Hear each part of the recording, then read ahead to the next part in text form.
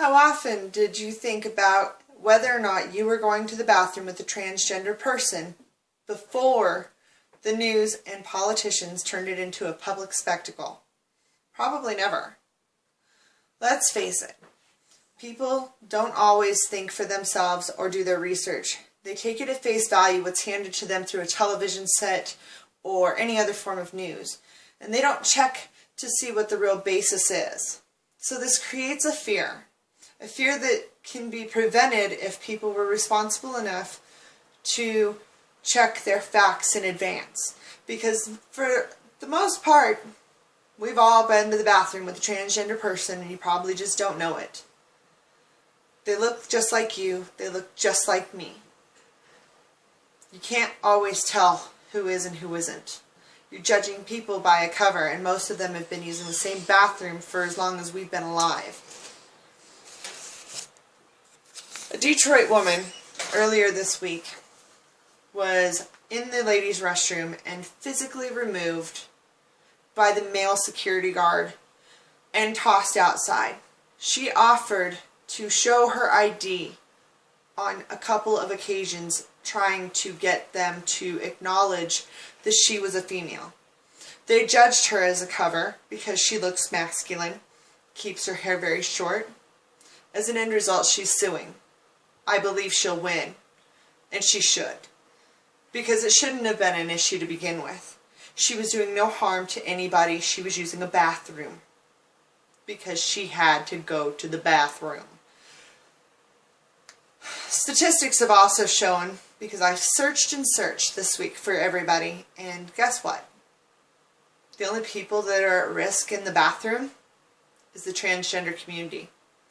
There was not one case that I could find that transgenders were the ones who committed an assault or a crime in the bathroom.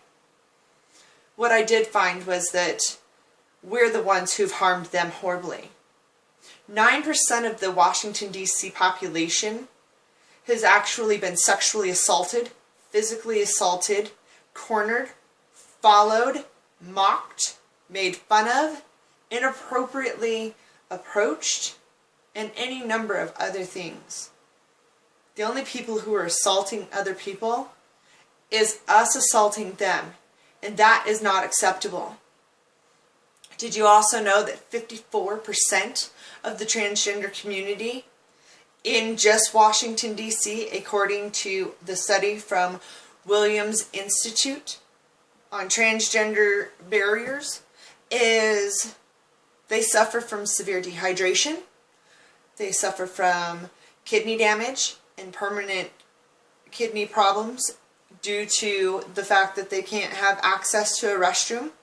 They have bladder infections, urinary tract infections from their inability to use a restroom because nobody will let them use a bathroom. And it's not safe for them to be in a bathroom that they don't look like they belong in. 58% of that community won't even leave their home anymore because of the fact being that they're afraid that if they have to go to the bathroom, they won't be able to. They leave their jobs to avoid it. Some don't even bother looking for another job because what's the point? They're going to be discriminated against. They're not going to be able to use a restroom, and their lives are in danger. Utah, for their bathroom ban, are trying for this, and I will read it to you verbatim. It's a February 4th, 2014 article from the HuffingtonPost.com. The proposal is misguided, sad, and really pretty creepy. Urquhart said, anytime we pass legislation that deals with inspecting someone's genitalia, certifying that person's genitalia, that's just really odd. I think it highlights how people with sincere beliefs can come up with some pretty odd approaches opposing things that they don't understand and things that scare them. And that is pretty much the truth. We don't take social responsibility for ourselves to think for ourselves any longer. Because of it, we're asking transgender people, we're asking our politicians for that matter, to throw transgendered people into a situation that could get them killed.